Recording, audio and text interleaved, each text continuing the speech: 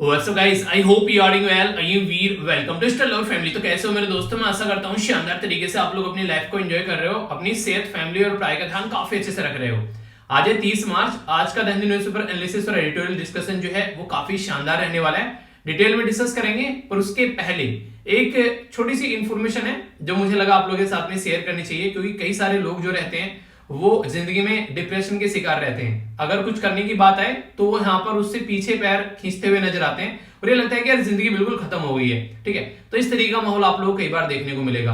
तो कल जो था यहाँ पर ये काफी सारी वीडियो जो है वो वायरल हो रही थी कि टीना डाबी के द्वारा फिर से शादी करने की बात यहाँ पर कही जा रही है। तो यार आप लोगों को मैं यहाँ पर एक बात बताना चाहूंगा, अगर आप लोग पूरे इस सिनेरियो को ढंग से देखेंगे तो यहाँ पर एक काफी इंपॉर्टेंट जो बात है वो ये है कि अगर ये सारी चीजें किसी एक नॉर्मल लड़की के साथ में हो रही होती, ठीक है, एक ऐसी लड़की जो कि आज की डेट में अगर बात करें सोसाइटी में वो एक नॉर्मल लड़की है, ना कोई एग्जाम निकाल पा रही है, ठीक है, और एक ऐसे परिवार से निकल कर आती है जहां पर कोई ज्यादा अच्छा फैमिली बैकग्राउंड नहीं है, एज अगर हम लोग बात करें उसकी जो बेसिकली कंडीशन के पॉइंट ऑफ से कि ज्यादा मतलब कि तरीके से पैसा वैसा ज्यादा नहीं है, एक गरीब से परिवार से निकल कर लड़की आती है, तो क्या इस तरीके से लाइफ में ट्रांसफॉर्मेशन हो पाता?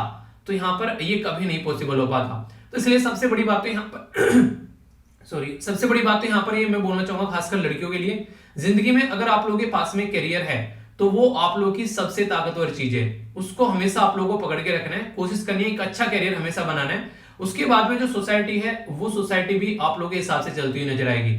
इंपॉर्टेंट बात यहाँ पर यह है कि अगर आप लोग पूरे इस फेज को देखेंगे तो एक बीइंग आईएएस ऑफिसर यहाँ पर इनके द्वारा फिर से अपनी हंसी खुशी वाली एक अच्छी लाइफ स्टार्ट की जा रही है यहाँ पर। ठीक है, पहले जैसी इनकी लाइफ रही उसमें भी इन्होंने काफी अच्छे से अपनी लाइफ को एंजॉय किया, पर लेकिन कई सारे रीजन रहते हैं कि इंसान की जो जिंदगी होती है किसी के साथ में नहीं चल पाती है, तो उससे इनके द्वारा ब्रेक लिया गया, दोनों के द्वारा म्यूचुअल अंडरस्टैंडिंग के थ्रू एक दूसरे से अलग हो गए। और अभी यहाँ पर जो नेक्स्ट फेज चल रहा है लाइफ का वो भी एक अच्छा एक म्यूचुअल अंडरस्टैंडिंग के थ्रू चल रहा है।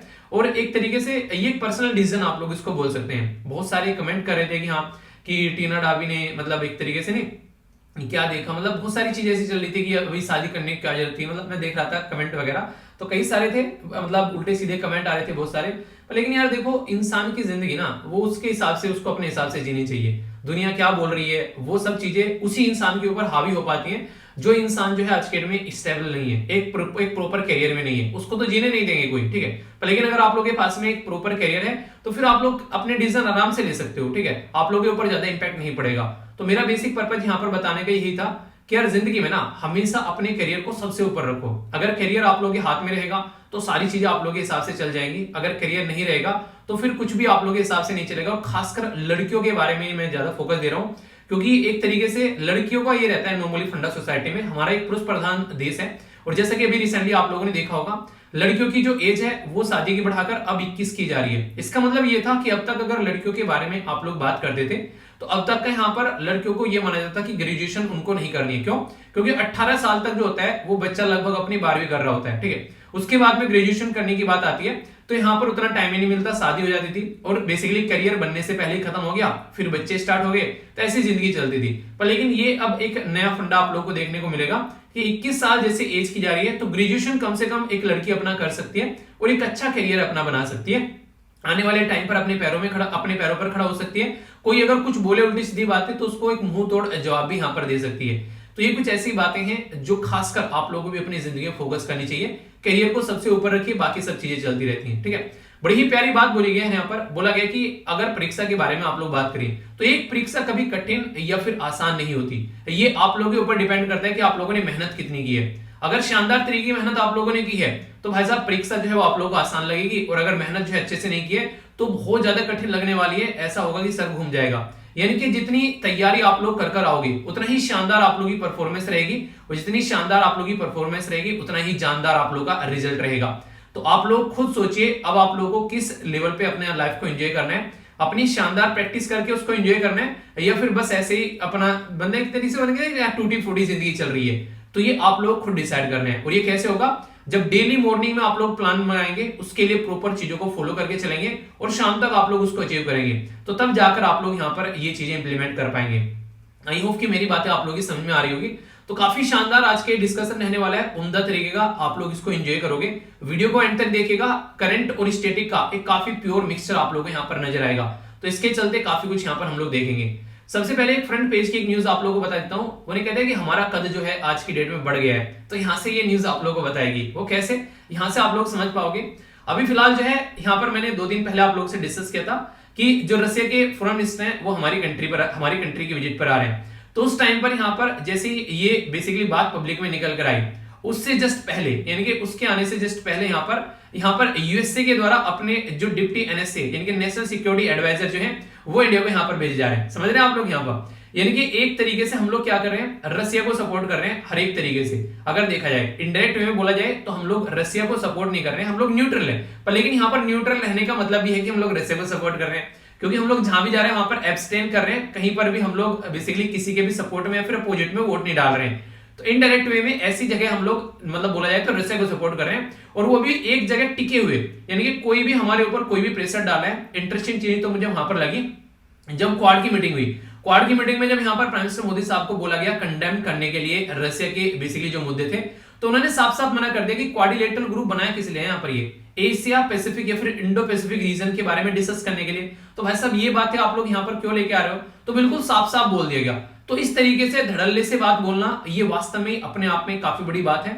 इस तरीके से सारी कंट्री जो है वो कहीं ना कहीं इंडिया के बारे में बातें करेगी, इंडिया क्या कर रहा है। क्यों? क्योंकि आज की डेट में सबसे बड़ी बात क्यों है, इंडिया के पीछे आखिर लोग क्यों पड़े हुए हैं, तो इसकी आप लोगों को ग्रेविटी समझनी पड़ेगी। हमारा देश जो है वो दुनिया में सेकंड नंबर पर सबसे बड़ा पॉपुलस देश है, यानी कि पॉपुलेशन के बेस पे हमारी कंट्री जो है वो सबसे ज्यादा पॉपुलेशन वाला देश है। और जहां पॉपुलेशन होगी यहाँ पर चाइना के बाद में दूसरे नंबर पर, तो इसका मतलब यह है कि वहां पर मार्केट शानदार होगी, और मार्केट शानदार होगी तो दुनिया घूम किस चीज के पीछे रही है, अपना प्रोडक्ट बनाना और प्रोडक्ट को बेचना। तो इसीलिए आज की डेट में जो हमारी जो पॉपुलेशन है ना, जिसके ऊपर हम लोग बोलते हैं कितनी पॉपुलेशन बढ़ गई है, सब फालतू की फलाना ढिमकाना कई सारी बातें देखने को मिलती है, वही चीज आज के डेट में हमारे लिए प्रोग्रेस का रीजन बन गई है। लोग हमसे बातें कर रहे हैं, हमारी सुन रहे हैं, हमारे सामने लाकर अपने पॉइंट रख रहे हैं कि भाई साहब ऐसा कर लो, और हमारे हिसाब से काम कर रहे हैं। तो इससे आप लोग एक अंदाजा समझ सकते हैं, अगर यही पॉपुलेशन पढ़ी लिखी स्किल्ड लेबर हो जाए तो कैसा रहेगा। तो इसके चलते अभी देखते हैं क्या मुद्दा यहाँ पर निकल कर आता है। हालांकि रसिया के साथ में जो भी यूक्रेन का मुद्दा चल रहा है उसमें थोड़ी सी शांति होती हुई नजर आ रही है। यहाँ पर कहीं ना कहीं दोनों के द्वारा यहाँ पर एक्सपेक्ट किया जा रहा है जल्दी ही कि शांति होगी यहाँ पर, ठीक है। तो देखते हैं कितनी जल्दी यहाँ पर शांति निकल कर आती है, और यूक्रेन जो है वो न्यूट्रलिटी फॉलो करेगा तो ही चीजें होंगी। और ये सारी जो मीटिंग अभी हुई यहाँ पर जिसमें शांति की बात की गई, ये इस्तांबुल यानी कि तुर्की के अंदर भी आप लोग को देखने को मिली।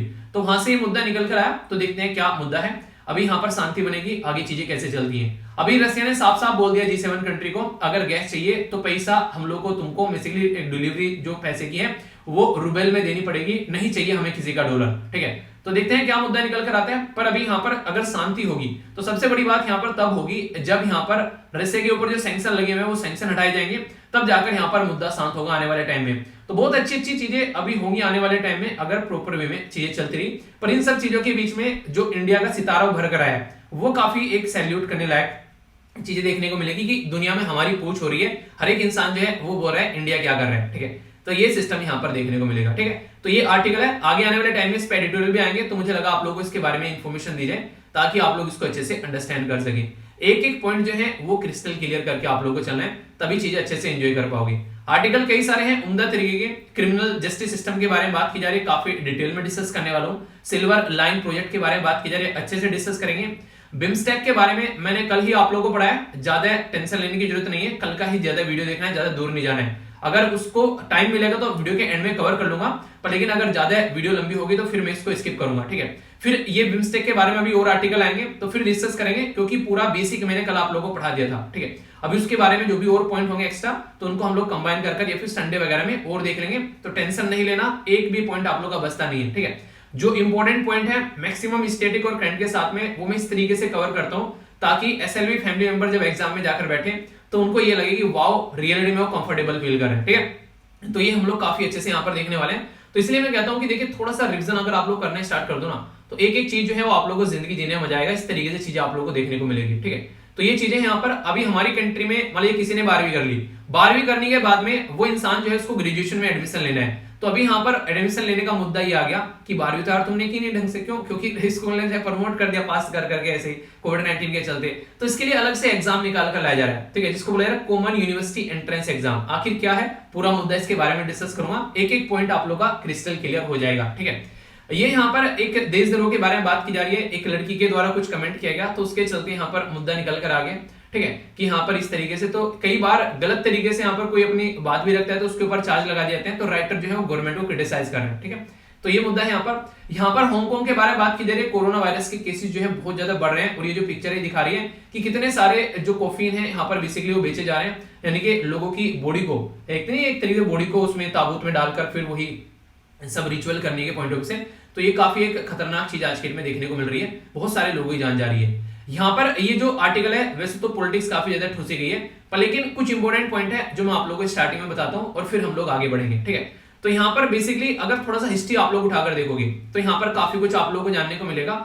हमारा एजुकेशन सिस्टम जो था वो इतना शानदार था कि आप लोग उसको सैल्यूट करोगे जब इसके बारे में प्रॉपर समझ पाओगे। दुनिया हमारे देश से पढ़ने आती थी यार, समझ रहे हो आप लोग। हम लोग दूसरी देश में पढ़ने जा रहे हैं, यूक्रेन से 20,000 लोगों को हम लोग लेकर आए अपने, हम लोग दूसरे देशों में पढ़ने जा रहे हैं। एक टाइम ऐसा था दुनिया हमारे यहाँ पढ़ने आती थी और जिल्ले हिलाई करती थी कि भाई साहब ये है एजुकेशन सिस्टम। नालंदा यूनिवर्सिटी के बारे में सुना होगा आप लोगों ने। तो अगर किसी देश को बर्बाद करना है ना तो सबसे पहले उसका एजुकेशन सिस्टम बर्बाद कर दो, वो देश जो है वो अपने आप बर्बाद हो जाएगा। यही बात यहाँ पर बोली जाती है मैकाले के द्वारा। लॉर्ड मैकाले जो है जब वो ब्रिटिश पार्लियामेंट में खड़े हुए थे फरवरी 2 1835 में, तो बड़ी खतरनाक बात इनके द्वारा बोली गई, और ये स्टेटमेंट क्वेश्चन की फॉर्म में आप लोगों से एग्जाम में पूछी जा चुकी है। तो इसको थोड़ा सा ध्यान से सुनिएगा, ये आप लोगों से डायरेक्ट पूछा गया कि किसके द्वारा ये बातें बोली गई थी, एग्जाम में क्वेश्चन बन चुका है। लॉर्ड मैकाले के द्वारा ये बात बोली गई थी। बोला गया इनके द्वारा कि मैं कंट्री में मतलब लेंथ एंड ब्रेथ यानी कि पूरी कंट्री में, जैसे अपनी कंट्री का आप लोग मैप देखेंगे यहाँ पर, ठीक है, तो आप लोगों को ये देखने को मिलेगा इनके द्वारा बोला गया कि हर एक कोने में मैं कंट्री के घूम चुका हूं। यहाँ पर लेंथ एंड ब्रेथ पूरी इंडिया के अंदर में घूम चुका हूं यहाँ पर मैंने एक भी पर्सन, एक भी इंसान ऐसा नहीं देखा जो कि भिखारी हो, एक भी इंसान ऐसा नहीं देखा जो कि चोर हो। तो यहाँ पर भाई साहब एक ऐसी कंट्री जिसके अंदर आप लोगों को इतनी हाई वैल्यूज लोगों की देखने को मिलेगी। तो इनके द्वारा साफ साफ बोला गया कि ऐसे लोगों को आप लोग गुलाम कैसे बनाओगे, ये तो बता दो, किस बेस पर आप लोग उनको अपने कंट्रोल में करोगे। तो यहाँ पर अंग्रेजों के द्वारा जो 200 साल तक ये रूल किया गया ना हमारे देशों पे, भाई साहब बड़े ही सिस्टमेटिक वे में इनके द्वारा काम किया गया। हमारी हिस्ट्री, कल्चर, हमारे लोगों की बेसिकली रिलीजन की एक तरीके से उनकी टेंडेंसी अपनी रिलीजन के साथ में कनेक्टिविटी, तो सारी चीजों को एक एक समझ कर उसको डिस्ट्रॉय किया गया, एक एक पॉइंट को डिस्ट्रॉय किया गया। हमारी एग्रीकल्चर डिस्ट्रॉय कर दी, हमारे यहाँ पर जो बेसिकली उद्योग व्यापार चलते थे वो सारे डिस्ट्रॉय कर दिए, एग्रीकल्चर का तो बिल्कुल ही कहानी खराब कर दी थी इनके द्वारा। इसी के साथ में एजुकेशन सिस्टम इनके द्वारा डिस्ट्रॉय कर दिया गया। तो लोगों के हाथ में कटोरा थमाने का सबसे आसान तरीका है कि उनको एक अच्छी एजुकेशन ही मत दो। अच्छी एजुकेशन नहीं मिलेगी तो कल को वो है तुम्हारे सामने घुटने टेकते हुए नजर आएंगे, और यही हुआ रियलिटी में, जैसे आप लोग हिस्ट्री उठाकर देखोगे। तो ये बात इनके द्वारा यहाँ पर बोली गई थी।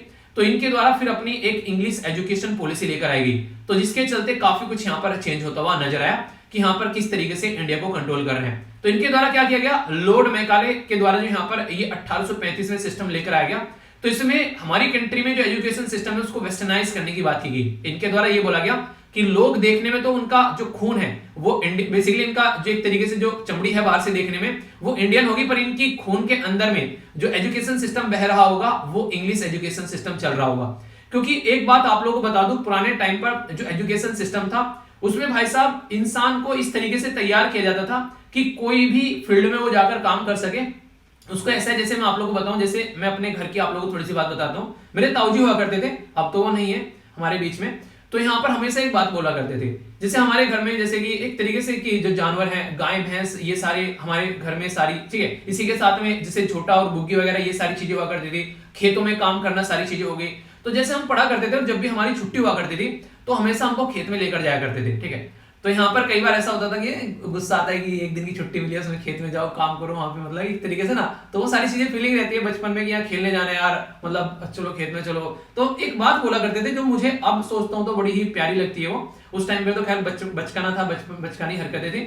उनके द्वारा ये बोला जाता था कि कल को चलकर तुम कभी भी किसी भी जगह पर पहुंच जाओ, प्राइम मिनिस्टर बन जाओ, तुम चलकर कहीं कहीं कुछ भी पोजीशन पर पहुंच जाओ, पर लेकिन एक बात हमेशा ध्यान रखना कि कहां से निकल कर आए हो, यानी कि तुमको अपने काम के बारे में कम से कम पता होना चाहिए। यानी कि अगर एक जुलाह है तो उसको अपना बेसिक काम पता होना चाहिए, अगर एक किसान का बच्चा है तो उसको पता होना चाहिए कि खेती कैसे करते हैं, एक अगर बेसिकली एक पर्टिकुलर अगर मोची का बेटा है तो उसको पता होना चाहिए कि जूते कैसे काटते हैं, एक दर्जी का बेटा है तो उसको पता होना चाहिए कि एक सिलाई कैसे करते हैं। यानी कि उनका ये मानना था कि अपना बेसिक जो है वो आप लोग कभी नहीं छोड़ना है। ये एक ऐसी चीज है जो आप लोगों को हमेशा एक स्ट्रेंथ प्रोवाइड कराएगा। अगर जिंदगी में कुछ नहीं कर पाए तो ये आप लोगों को कभी भूखा नहीं मरने देगा। तो ऐसा ही सिस्टम था हमारा एजुकेशन सिस्टम। अगर पुराने टाइम पर आप लोग देखेंगे, उनका ये फंडा था कि आज की डेट में अगर एक पर्टिकुलर पर्सन जो है नालंदा यूनिवर्सिटी यहाँ पर या फिर गुरुकुल जो जिनको बोलते हैं वहां पर चला गया, तो उनको सारी चीजें सिखाई जाती थी। ठीक है, उनको एक तरीके से भीख मांगने तक सिखाया जाता था कि भिक्षा मांगकर अपना पेट कैसे भरना है, वहां तक भी चीजें आप लोगों को यहाँ पर सिखाने की थी। ठीक है, हर एक फील्ड में उनको एक तरीके से निपुण करने की कोशिश की जाती थी, ताकि किसी भी फील्ड में जाकर जो है वो इंसान काम कर सके। एक ही घर में कई तरीके के इंसान कारीगर आप लोगों को देखने को मिल जाते थे। तो वो सिस्टम जब अंग्रेजों के द्वारा देखा गया तो इनकी आंखें जो है वो चौंधिया गई, खुली की खुली रह गई। तो इनके द्वारा बोला गया भाई साहब पहले इसको बर्बाद करो, तब जाकर चीजें आगे जो है वो हम लोग को लेकर चलनी है। तो इस तरीके से आप लोग समझ सकते हैं। तो इनके द्वारा जो यहाँ पर जो गवर्नमेंट के द्वारा सोन स्टार्ट किया गया यहाँ पर, तो इंग्लिश का जो सिस्टम था यहाँ पर, इंस्ट्रक्शन जो है पुलिस की, वो सारी चीजें, और फिर यहाँ पर सिस्टम जो है वो चलना स्टार्ट हो गया हमारी कंट्री के सारा एजुकेशन सिस्टम, और यहाँ से चीजें बर्बाद हो गई। तो मैकाले एजुकेशन सिस्टम के बारे में भी ये कमेंट किया गया था हमारी कंट्री के वाइस प्रेसिडेंट साहब के द्वारा कि यहाँ से सिस्टम जो है एजुकेशन कहीं ना कहीं खराब हुआ। तो उसी के बारे में यहाँ पर बातें की जा रही है। ठीक है, कि हमको अपना खुद का सिस्टम लेकर चलना चाहिए। मैकाले का जो सिस्टम था वो काफी खराब था, तो उसके चलते यहाँ पर ये इशू है। ठीक है, तो ये बेसिक क्वेश्चन आप लोगों से बन सकता है, जो कि आप लोग याद रखिएगा। ठीक है, अरे हाँ, एक काफी प्यारी मुझे यार एक बात लगी, एक बच्चे के द्वारा बोला गया सर फरवरी के मंथ की जो करंट अफेयर है वो प्रोवाइड करा दें, मतलब फरवरी के मंथ की भी करंट अफेयर प्रोवाइड करा देना। ठीक है, तो मुझे रियलिटी में अच्छा लगा कि आप लोगों ने रिवीजन स्टार्ट कर दिया है। कई सारे बच्चे जो है वो रेगुलर रिवीजन कर रहे हैं, और कई सारे मेल भी कर रहे हैं कि सर करंट अफेयर का है।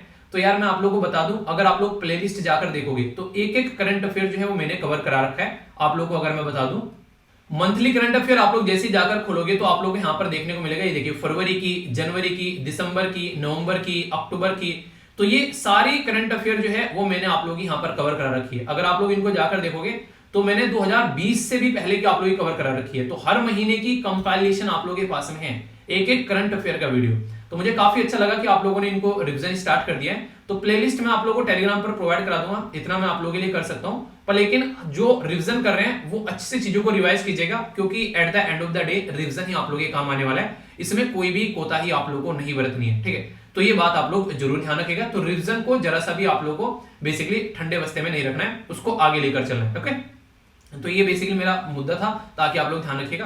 तो इसके बारे में पूरा फोकस देना है। ओके, आगे चलते हैं। यहाँ पर अगर बात करें, काफी इंपोर्टेंट आर्टिकल है यहाँ पर। ये एक आर्टिकल आप लोगों को देखने को मिलेगा बेसिकली म्यांमार के बारे में। तो म्यांमार के अंदर अभी काफी एक इंपोर्टेंट एक इवेंट देखने को मिला। 27 मार्च को म्यांमार के द्वारा आर्म फोर्स जो डे है उसको सेलिब्रेट किया गया। तो उसके चलते काफी ज्यादा यहाँ पर ये न्यूज में आ गया है, और इससे भी ज्यादा न्यूज में इसलिए आ गया क्योंकि इसने भाई साहब किसको, रसिया को इनवाइट कर लिया गया गेस्ट ऑफ ऑनर के तौर पर। यानी कि अपने आर्म फोर्स डे पर रसिया को इनवाइट कर लिया, उस रसिया को जिसको दुनिया जो है वो गाली दे रही है। तो उसके चलते यहाँ पर काफी बड़ा इशू देखने को मिल रहा है। अभी फिलहाल जो है जो यहाँ पर म्यांमार के अंदर में जो रूल कर रहा है वो है यहाँ पर मिलिट्री। तो जुंता बेसिकली इनकी जो बेसिकली गवर्नमेंट यहाँ पर चल रही है, तो इसमें बहुत ही लार्ज स्केल पर मास किलिंग की जा रही है, सेक्सुअली लोगों को असोल्ट किया जा रहा है, बहुत बुरी कंडीशन देखने को मिल रही है। तो इसके चलते यहाँ पर काफी दयनीय कंडीशन है। तो यहाँ पर अभी बोला गया था कि 5 पॉइंट जो फॉर्मूले दिए गए थे किसके द्वारा, आसियान के द्वारा, उसको इंप्लीमेंट करो। तो काफी डिटेल में ये पूरा आर्टिकल में कवर करने वाला हूँ। एक एक पॉइंट, इंडिया के साथ में रिलेशन क्या है, सारी बातें आप लोगों को बताऊंगा। कहीं भी कोई भी डाउट आप लोगों को नहीं होना चाहिए, तो पूरा ध्यान से सुनिएगा। ठीक है, तो ये पूरा आर्टिकल जो है एक एक पॉइंट आप लोगों के माइंड में क्लियर हो जाएगा। हमारी कंट्री के जो लीडर हैं वहां भी गए थे अभी म्यांमार में, तो उसके बारे में भी मैं आप लोगों से बात करूंगा। तो सारी चीजें आप लोगों के माइंड में बिल्कुल क्लियर हो जाएगी। ठीक है, तो अच्छे से देखिएगा, एक एक पॉइंट जैसे आप लोगों को बताता हुआ चलूंगा, और जहां जहां पर भी कंफ्यूजन होगा तो पूछ लिया करो। ठीक है, कि हाँ यार डाउट है यहाँ पर बता दो, तो कोई भी डाउट लेकर साथ में नहीं जाना है। ठीक है, इंडिया और म्यांमार का रिलेशन आप लोगों को समझाऊंगा काफी डिटेल में, काफी कुछ आप लोगों को जानने को मिलेगा। पर उससे पहले यहाँ पर अभी म्यांमार के अंदर समझ लेते हैं कि चल क्या रहा है, पड़ोसी देश में हो क्या रहा है, तभी आप लोग अच्छे से समझ पाएंगे। म्यांमार जो है हमारी कंट्री में नॉर्थ ईस्ट के एरिया को टच करता है, अरुणाचल प्रदेश, नागालैंड, मणिपुर और इसी के साथ में मिजोरम। सबसे बड़ा टच करते हैं यहाँ पर अरुणाचल प्रदेश के साथ में। इंपोर्टेंट मुद्दा क्या है, इंपोर्टेंट मुद्दा यहाँ पर यह है कि म्यांमार में यहाँ पर 2 लोग जो है वो गवर्नमेंट चला रहे थे मिलजुल कर। एक तो यहाँ पर इनके जो आर्मी के लीडर थे ये चला रहे थे, ठीक है, और दूसरी साइड में यहाँ पर जो ये लीडर थी काफी लंबे समय तक जेल में रहकर आई, तो इनके बाद में यहाँ पर काम स्टार्ट किया गया। तो लगभग यहाँ पर आप लोग देखते हैं 2010 में रिलीज किया गया, हाउस अरेस्ट इनको रखा गया था, 15 ईयर यहाँ पर डिटेंशन में रखा गया था गवर्नमेंट के द्वारा। उसके बाद में यहाँ पर ये निकल के आई। ठीक है, इसके बाद में यहाँ पर इनके द्वारा लीडरशिप का रोल लिया गया as a councillor of state. यहाँ पर ये NDL जो इसकी यहाँ पर NLD, तो इसकी यहाँ पर ये लीडर बनकर आई और इनके द्वारा इलेक्शन वगैरह लड़े गए। हालांकि जो इलेक्शन थे यहाँ पर ये पहली बार फर्स्ट डेमोक्रेटिक इलेक्शन देश के अंदर देखने को मिले 2015 में। तो यहाँ पर जो ये सेकंड जो लैंडस्लाइड विक्ट्रीज की 2020 में देखने को मिली, 5 साल तो जैसे तैसे काट लिए, पर लेकिन जैसे ही 2020 में आए तो 1 फरवरी यहाँ पर 2021 में देश के अंदर मिलिट्री कू हुआ और उसमें मिलिट्री जो है वो पावर में आ गई। तो जैसे ही मिलिट्री पावर में आ गई तो ये जो सारे लीडर थे इनको उठाकर जेल में डाल दिया गया और यहाँ पर कंडीशन ये देखने को मिली कि आज की डेट में मिलिट्री वहां पर रूल कर रही है, तो इसके चलते यहाँ पर दिक्कतें देखने को मिल रही है। आज की डेट में भी यहाँ पर कंडीशन ये है कि मिलिट्री रूल कर रही है और सारी पावर जो है वो मिलिट्री के हाथ में, सारे जो बैंक वगैरह है वो क्लोज, इसी के साथ में जो आर्मी है वो अपने हिसाब से काम कर रही है, किसी की इंडिपेंडेंस नहीं है, लोगों पर गोलियां चलाई जा रही है, तो बहुत सारे ऐसे इश्यूज देखने को मिल रहे हैं। ये एग्जैक्ट लोकेशन है सितवे, इसके बारे में याद रखेगा, क्वेश्चन भी आप लोगों से बन सकता है। तो यहाँ पर इसी के बारे में मैं आप लोगों से बात करूंगा, आर्टिकल के बारे में कई सारी बातें आप लोगों को जानने को मिलेगी। इंपॉर्टेंट क्यों है हमारे लिए, क्योंकि हमारी कंट्री के फॉरेन मिनिस्टर जो है श्रृंगला साहब, वो अभी यहाँ पर विजिट पर गए थे, जिसके चलते यहाँ पर ये न्यूज में आ गया। तो यहाँ पर इसी के बारे में बात करेंगे। आज की डेट में यहाँ पर सारी पावर जो है वो मिलिट्री के हाथ में है, तो तब से लेके अब तक मिलिट्री यहाँ पर रूल कर रही है।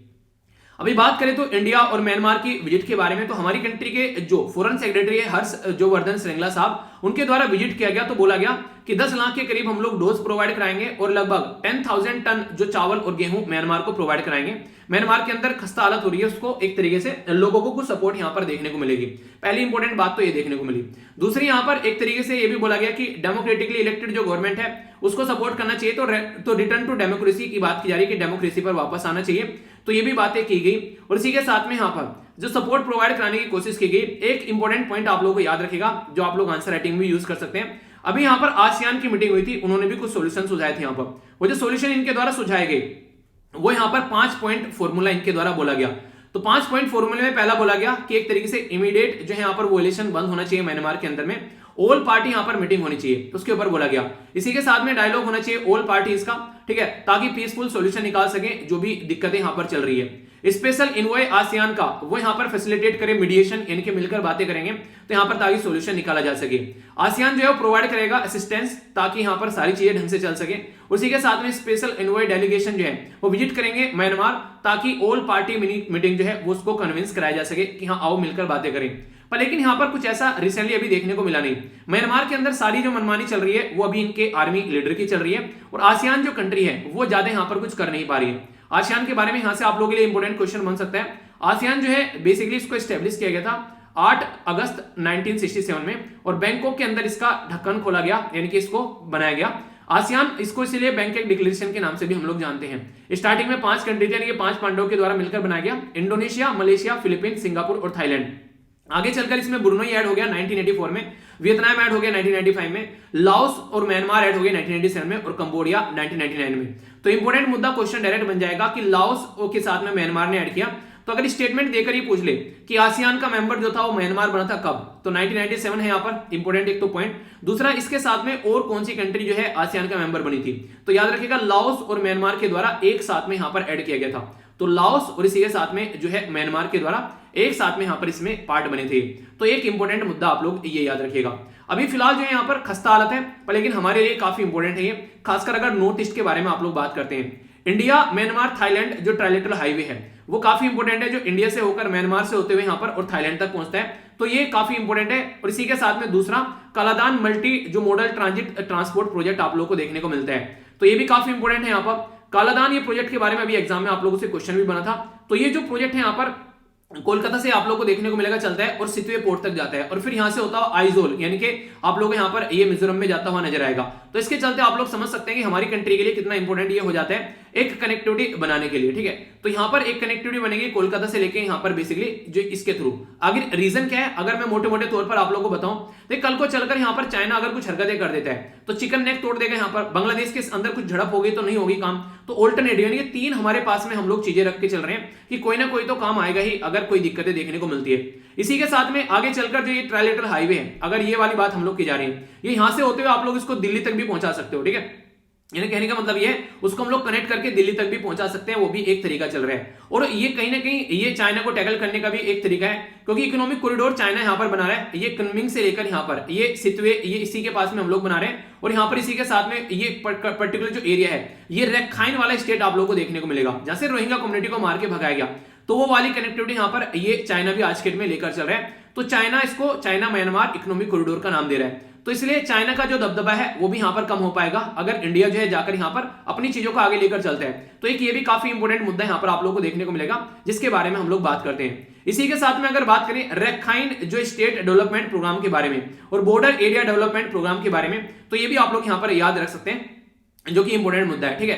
तो ये आप लोगों को देखने को मिलेगा, ये जो एरिया डेवलपमेंट प्रोग्राम है जिसके चलते यहाँ पर ये चीजें देखने को मिलती हैं। पीस और सिक्योरिटी काफी जरूरी है। अगर रोहिंग्या कम्युनिटी अभी बहुत सारे हमारे देश में आगे अलग अलग एरिया में, तो कैसे उनको यहाँ पर संभालना है, तो बहुत सारे हमारे देश में आ रहे हैं मिजोरम मणिपुर के अंदर में, नॉर्थ ईस्ट में, तो कैसे यहाँ पर चीजों को लेकर चल रहे हैं, तो दिक्कतें देखने को मिलेगी, तो वो भी हम लोग को सोल्यूशन निकालने की कोशिश की जाती है।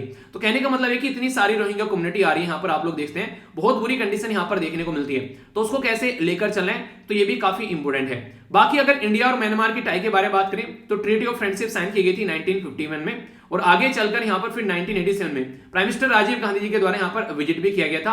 तो काफी अच्छे रिलेशन है हमारे कल्चर को, हिस्टोरिकल और रिलीजियस के पॉइंट ऑफ व्यू से भी अच्छे रिलेशन है इंडिया और म्यांमार के अंदर। इसी के साथ में अगर बात करें हमारे लिए काफी इंपॉर्टेंट भी है हमारी एक्ट ईस्ट पॉलिसी को लेकर, इधर कनेक्टिविटी को लेकर, और लगभग यहां पर 725 दोनों कंट्री मैरीटाइम बाउंड्री भी एक दूसरे के साथ में टच करती है। तो एक्ट ईस्ट पॉलिसी है हमारी आज के डेट में, उसके चलते म्यांमार हमारे लिए काफी इंपॉर्टेंट जो है पड़ोसी देश बन जाता है। चाइना के कंपटीशन के बारे में भी आप लोगों से बात की है। इसी के चलते सागर यानी कि security and growth for all in this region, तो ये हम लोग बेसिकली यहाँ पर आज के डेट में म्यांमार के साथ मिलकर काम करते हैं, तो इसके चलते काफी ज्यादा चीजें अच्छी रहती हैं। चाइना जो है यहाँ पर मैंने अभी बताया आप लोगों को, यहाँ पर क्यूरपू पोर्ट वहां पर डेवलप कर रहे हैं, वही मैप पे मैंने दिखाया, तो उसका ऑल्टरनेटिव आप लोग बोल सकते हैं ये यहाँ पर हम लोग डेवलप कर रहे हैं सितवे पोर्ट। जैसे हम लोग ग्वादर पोर्ट के ऑल्टरनेटिव चाबार पोर्ट डेवलप कर रहे हैं ईरान वाले साइड में, ऐसे ही चाइना को यहाँ पर हम लोग भी कहीं ना कहीं टैकल करने की कोशिश कर रहे हैं, क्योंकि चाइना स्ट्रिंग ऑफ पर्ल के थ्रू पूरे देश को घेरने की कोशिश कर रहे हैं। इसके चलते हम लोग सोल्यूशन निकाल रहे हैं। काफी क्रिटिकल है हमारे लिए, क्योंकि लेफ्ट विंग एक्सट्रीमिज्म आप लोगों को देखने को मिलते हैं। Uri the surgical strike movie आप लोगों ने देखी होगी, उस टाइम पर क्या हुआ था, उस टाइम पर स्टार्टिंग में ही दिखाया गया कि म्यांमार के अंदर जाकर हम लोगों ने सर्जिकल स्ट्राइक की, कहीं ना कहीं अपनी कंट्री में जो इंसर्जेंसी है उसको कम करने के लिए। तो म्यांमार की आर्मी ने हमारा सपोर्ट प्रोवाइड करा, इसलिए हम लोग कुछ नहीं म्यांमार को बोलते हैं, क्योंकि वो हमारे टाइम पर हमारे साथ में खड़ा हुआ मिलता है। अगर कुछ बोलेंगे तो दिक्कतें देखने को मिलेगी। इकोनॉमिक कोऑपरेशन के बारे में बात करें तो कई सारी हमारी कंपनी काम करती है, मेड इन इंडिया जो डिफेंस इंडस्ट्री है उसके ऊपर भी काम कर रहे हैं। तो इसी के साथ में कई सारे एरिया में हम लोग म्यांमार के साथ में मिलकर काम कर रहे हैं। एक और इंपॉर्टेंट मुद्दा यहाँ पर देखने को मिलेगा, ये भी आप लोग याद रखते हैं, ईरान जो है यहाँ पर, इसी के साथ में अफगानिस्तान और पाकिस्तान, तो यहाँ पर आप लोगों को अफीम देखने को मिलती है काफी लार्ज स्केल में। ऐसे ही आप लोगों को यहाँ पर बर्मा, थाईलैंड और लाओस और वियतनाम, ठीक है। तो यहाँ पर बर्मा यानी कि म्यांमार में भी देखने को मिलती है। तो अगर कल को रिलेशन अच्छे नहीं रहेंगे तो हमारी कंट्री में जो दवाइयां हैं, खासकर ये जो नशे के पदार्थ हैं, उनकी क्वांटिटी बढ़ती नजर आएगी, तो हमारे देश को बहुत ज्यादा नुकसान देखने को मिल सकता है। तो ये भी जरूरी है कि इसके ऊपर हम लोग ध्यान रखें। तो ये पूरा आर्टिकल मैंने इसलिए आप लोगों को डिटेल में बताया ताकि कोई भी कंफ्यूजन आप लोगों के माइंड में न रहे। अगर क्वेश्चन भी बन जाए, हर तरीके से मैंने आप लोगों को यहाँ पर समझा दिया, ठीक है, कि म्यांमार के अंदर चल क्या रहा था, वो सारी बातें बता दी। अच्छा, इनको नोबेल प्राइज कब मिला था ये आप लोगों को पता है? चलिए एक बार जाके सर्च कीजिएगा और फिर मुझे बताना, मेरा भी रिवीजन हो जाएगा। बाकी ये 5 पॉइंट आप लोग याद रख ले, ये इसके बारे में लिखने के लिए आ जाए तो याद रखना। और ये प्रोजेक्ट जो है, ये सारे प्रोजेक्ट आप लोगों से डायरेक्ट क्वेश्चन की फॉर्म में पूछे जा चुके हैं। तो ये कुछ मोटे मोटे पॉइंट थे जो डिटेल में मैंने आप लोग को बता दिए, और ये वाला एरिया भी आप लोग हल्का सा याद रख सकते हैं, ठीक है। तो ये था टोटल इसके बारे में इंफॉर्मेशन। आई होप कि आप लोगों के माइंड में कंप्लीट क्लैरिटी आ गई होगी। एक और इंपॉर्टेंट बात, मैं यहाँ पर जो भी डिस्कस करता हूँ उसके सारी चीजें जो है मैक्सिमम आप लोगों को यहाँ पर प्रोवाइड करा देता हूँ। पीडीएफ तो आप लोगों को यहाँ पर मिल जाती है, जाकर आप लोग डाउनलोड कर सकते हैं। और इसी के साथ में जो एसएलवी पीडीएफ है उसको आप लोग जरूर देखिएगा। मैं यहाँ पर डेली रेगुलरली कई सारी चीजें आप लोगों को देखे प्रोवाइड करा रहा हूँ। इंग्लिश कैसे इंप्रूव आप लोग कर सकते हैं, तो उसके लिए मैंने सारी चीजें प्रोवाइड करा दी। तो 2 सेशन मैंने प्रोवाइड किए हैं, ये आप लोगों को हिंदू न्यूज़पेपर के अंदर ही देखने को मिले। तो इंप्रूव योर इंग्लिश सेशन 2 और इसके ऊपर था सेशन 1, ठीक है, ताकि आप गले में क्या हो गया तो यहाँ पर आप लोगों को सेशन 1 देखने को मिल जाएगा। तो यहाँ पर कैसे कैसे बातें की जा रही है, good morning sir, good morning, तो यहाँ पर तो ये एक तरीके से पूरा एक डिस्कशन यहाँ पर है जो मुझे अच्छा लगा आप लोगों के साथ में शेयर करना। तो यहाँ पर इसको देखिएगा। और बाकी जो बिमस्टैक है जो मैंने कल ही आप लोगों को पढ़ाया, पूरे नोट्स उसके मैंने यहाँ पर प्रोवाइड करा दिए, तो ये आप लोग अच्छे से कनेक्ट कर सकते हैं, ठीक है। डेटा पॉइंट प्रोवाइड करा दिया। तो एसएलवी पीडीएफ के नाम से ये चैनल है, तो इसको आप लोग ज्वाइन करना ताकि कोई भी डाउट आप लोगों को देखने को मिले। और जो क्विज होता है उसके मैंने क्वेश्चन भी इंग्लिश में और हिंदी में दोनों में प्रोवाइड करा दिए, और इसी के साथ में आंसर भी आप लोगों को यहाँ पर दे दिए, ठीक है। तो ये आप लोग कोई डाउट नहीं होना चाहिए। तो ये फ्री ऑफ कॉस्ट है यार सारे ग्रुप, इनको आप लोग अगर ज्वाइन करते हैं तो कोई आप लोगों को डाउट नहीं रहेगा, मेरे से भी आप लोग अच्छे से कनेक्ट रह पाएंगे। और आंसर राइटिंग ग्रुप में डेली 2 क्वेश्चन पोस्ट करता हूँ, यानी कि एक तरीके से एसएलवी फैमिली मेंबर अगर कोई एग्जाम देने जाता है तो मेरा ये मानना है कि वो हर एक लेवल पर तैयार होना चाहिए, चाहे प्रीलिम्स, चाहे मेंस, चाहे इंटरव्यू, और इवन अगर साथ समाज में आप लोग रहते हैं वहां पर भी आप लोगों की पकड़ होनी चाहिए किस तरीके से आप लोगों को बातें करनी है। तो ये एक छोटा सा पर्पज रहता है। आई होप कि आप लोग इसको अच्छे से एंजॉय कर पाओगे, ठीक है। तो ये थी कुछ बातें। आइए अब आगे चलते हैं। आज का भी ये जो क्विज है यहाँ पर, ये 94th अकेडमी अवार्ड यानी कि ऑस्कर अवार्ड के बारे में है। तो इसको भी मैं प्रोवाइड करा दूंगा। पूरा क्विज है, टोटल 8 क्वेश्चन है, इनको पढ़िएगा, इनको अटेम्प्ट कीजिएगा, और फिर नेक्स्ट डे आप लोगों को आंसर मिल जाएंगे। और जो कल के क्वेश्चन मैंने पोस्ट किए थे उनके आंसर आज यहाँ पर मिल चुके हैं। तो हिंदी और इंग्लिश दोनों में मैं आप लोग को आंसर पोस्ट कर दूंगा। आइडेंटिफाई करना है, पहचानो कौन ये पर्सनैलिटी कौन है, इसको आप लोग पहचानिए। देखता हूं आप लोग बता पाते हैं या फिर नहीं कि कौन है पर्सनैलिटी, इसके बारे में आप लोग को पता होना चाहिए। बाकी ये 4-5 छोटी छोटी न्यूज आप लोगों को देखने को मिलती है। पहली जो न्यूज है यहाँ पर, ये कोऑपरेशन के बारे में बात की जा रही है इंडिया और श्रीलंका के बारे में।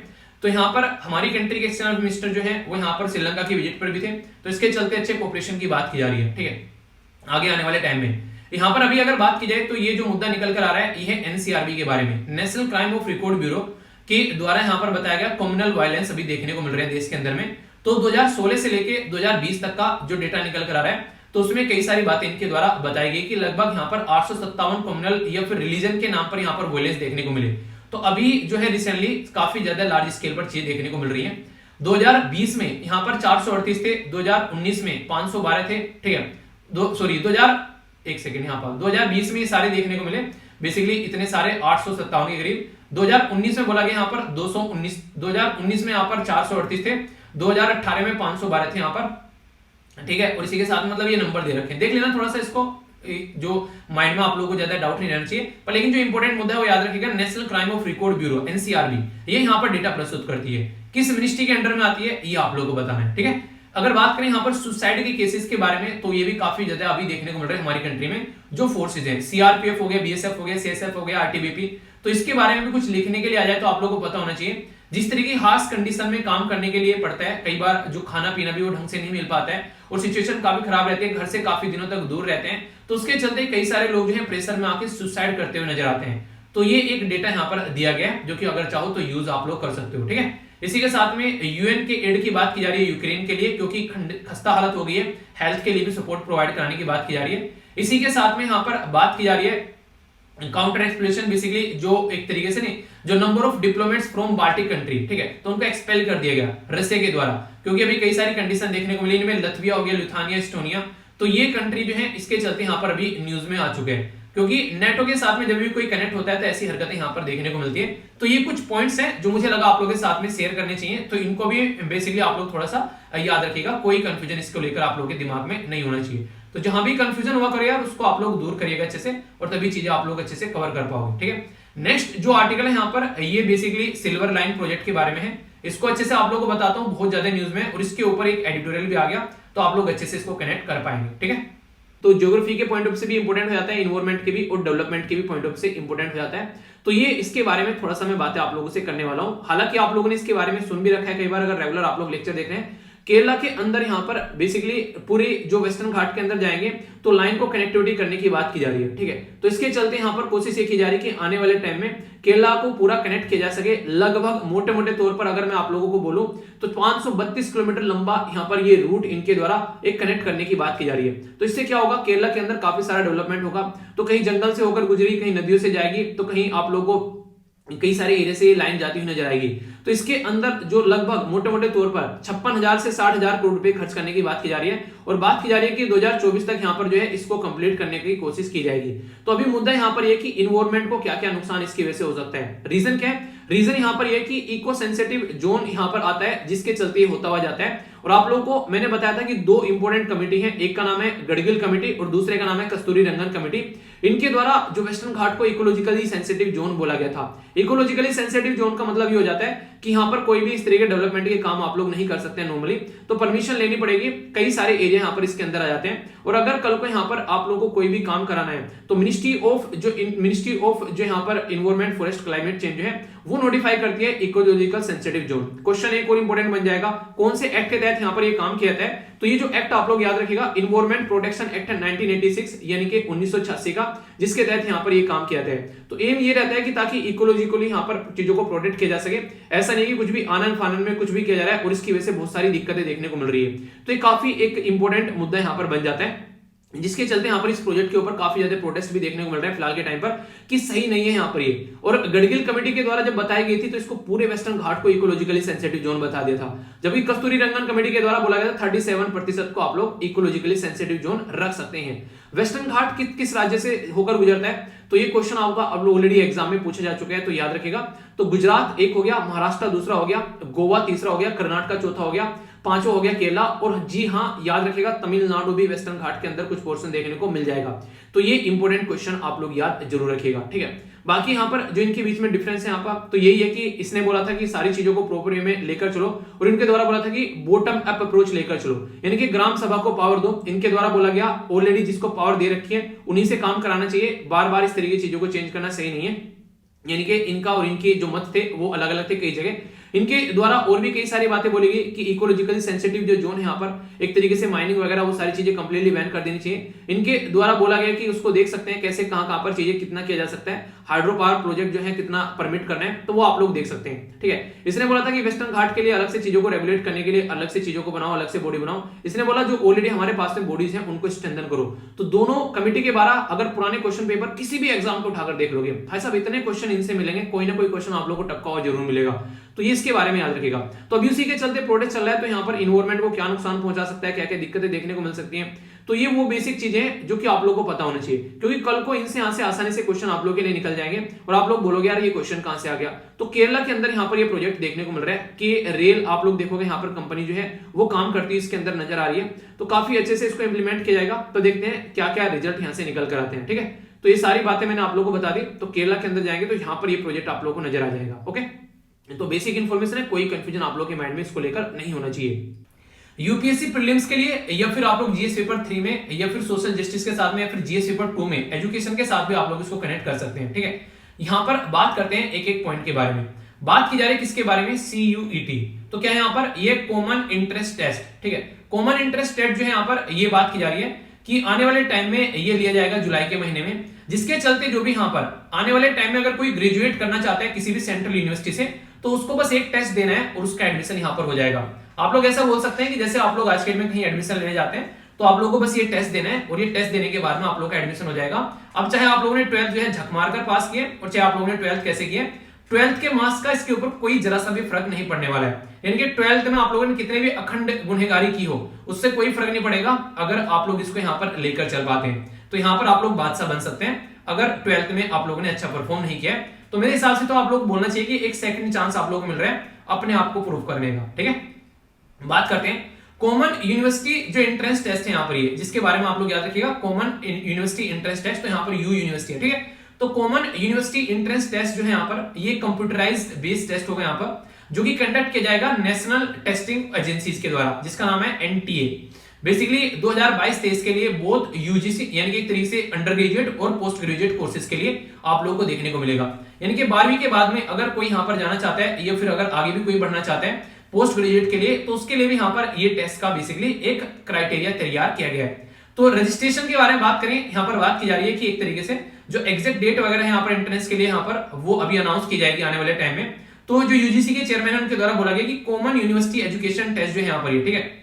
तो ये एक तरीके से यहाँ पर ये फर्स्ट वीक ऑफ जुलाई में यहाँ पर बोला जा रहा है आने वाले टाइम में, और एप्लीकेशन प्रोसीजर भी यहाँ पर स्टार्ट किया जाएगा अप्रैल के फर्स्ट वीक में, यानी कि अगले महीने से आप लोगों को यहाँ पर ये चीजें देखने को मिलने लगेगी। और इसके बेस पर अगर चाहे तो स्टेट यूनिवर्सिटी जो है, डीम्ड यूनिवर्सिटी जो है, वो भी यहाँ पर अपने हिसाब से काम कर सकती है। ये बिल्कुल ऐसा ही है जैसे IBPS वगैरह का पेपर होता है ना आप लोगों का, अलग अलग बैंक जो है वो अपने फॉर्म निकाल देते हैं, ठीक है, कि भाई साहब हम यहाँ पर हम भी भरेंगे, ठीक है। तो एग्जाम कौन कंडक्ट करा रहा है, IBPS करवा रहा है। सोचो कल को यूपीएससी एग्जाम ले ले और वो स्कोर कार्ड देकर छोड़ दे, ठीक है। यूपीएससी ने एग्जाम ले लिया और स्कोर कार्ड दे दिया यहाँ पर कि यहाँ पर इसका स्कोर है, इसका स्कोर है, और फिर क्या करे, सारे के सारे राज्य जो है वहां से अपने एडमिनिस्ट्रेशन के लिए लोगों को उठा ले, ठीक है। मतलब कि सबकी लिस्ट में जिसे काउंसलिंग होती है, मुझे बड़ा अच्छा फंडा लगा, अलग अलग से जाकर ये फंडा क्रिएट करके यहाँ पर अलग अलग स्टेट अपना एग्जाम कंडक्ट करा रहे हैं। सोचो अगर ऐसा हो कि जैसे IIT का पेपर हो गया, सारे IIT को भर लिया, बाद में AIEEE का पेपर हो गया, उसको भर लिया। बिल्कुल ऐसी अगर यहाँ पर अगर यूपीएससी जो कंडक्ट कराए पेपर, उसमें जो टॉप हो गए वो सेंट्रल में चले गए, जो थोड़ा नीचे रह गए वो स्टेट में चले गए, जो थोड़ा और नीचे आ गए, जो एसएससी के थ्रू एग्जाम कंडक्ट कराया जा रहा है, जो होता नहीं है कई बार, तो वहां पर आ गए, तो सारा धंधा ही खत्म हो जाएगा ना। एक सही क्वालिटी के लोग मिल जाएंगे, क्योंकि यूपीएससी में आप लोगों ने एक बात देखोगे भाई साहब, कभी पेपर लीक नहीं हुआ, ठीक है ना, आप लोगों ने सुना होगा यूपीएससी ने कभी घपला कर दिया है। तो इससे आप लोग समझ सकते हैं हाई क्वालिटी एडमिनिस्ट्रेशन हमारे देश में देखने को मिलेगा। और ये घपलेबाजी चल रही है ना, 5 लाख लेके 6 लाख देके, कोई ना कोई, कई सारे बच्चे बोलते हैं सर पैसे चल रहे हैं, उस तरीके की चीजें हो रही है, तो उससे भी पीछे छूट जाएगा। जो किस जॉब का हकदार है वही इंसान वहां पर पहुंचेगा, ठीक है। आप लोगों ने देखा होगा कि कई बार कई सारे ऐसे करप्शन काफी ज्यादा देखने को मिलते हैं, तो उससे भी पीछे छूट जाएगा।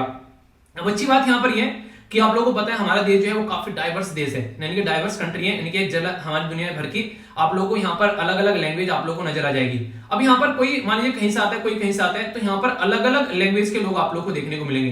तो हिंदी, मराठी, गुजराती, तमिल, तेलुगु, कन्नड़, मलयालम, उर्दू, असमी, बंगाली, पंजाबी, उड़िया और इसी के साथ में इंग्लिश। तो यहाँ पर ये टोटल मिलाकर 13 लैंग्वेज आप लोगों को यहाँ पर देखने को मिलेगी। तो ऐसा मत सोचना कि जैसे कि शेड्यूल 8 में आप लोग जाते हैं तो वहां पर टोटल मिलाकर 22 लैंग्वेज है, ठीक है, कि 22 की 22 लैंग्वेज में यहाँ पर टेस्ट है, नहीं ऐसा नहीं है, 13th लैंग्वेज में टेस्ट है। और यहाँ पर एक एक्स्ट्रा लैंग्वेज है जो कि इंग्लिश, 8वें शेड्यूल में इंग्लिश आप लोगों को देखने को नहीं मिलती है। क्वेश्चन पूछूंगा यहाँ पर मेरे मन में क्वेश्चन आ गया, मैंने कहा चलो पूछ ही लेते हैं। आप लोगों को ये बताना है 8वां शेड्यूल जब ओरिजिनल हमारा संविधान बनाया गया था, नया नया ताजा ताजा, उस टाइम पर 22 लैंग्वेज नहीं थी। टोटल कितनी लैंग्वेज थी जरा ये बताइए, ठीक है, देखता हूं कौन सी आंसर देता है। तो ये तो होगी इसके बारे में सारी इंफॉर्मेशन। मैं आशा करता हूं आप लोग के माइंड में इसको लेकर क्लैरिटी आई होगी। अब यहाँ पर एक ऑर्गेनाइजेशन भी आप लोग कवर करा देता हूं, ये और स्टेटिक एक ऑर्गेनाइजेशन भी आप लोग की कवर हो जाएगी, जिसका नाम है यहाँ पर नेशनल टेस्टिंग एजेंसी। इसको बोलते हैं एनटीए, नेशनल टेस्टिंग एजेंसी। तो सबसे पहले तो यही होता है कि प्राइवेट है कि गवर्नमेंट है। भाई साहब बिल्कुल गवर्नमेंट है, ठीक है, 100% गवर्नमेंट है। तो यहाँ पर ये बेसिकली गवर्नमेंट की एजेंसी है जो कि अप्रूव की गई थी यूनियन काउंसिल मिनिस्टर के द्वारा और 2017 में बनाई गई।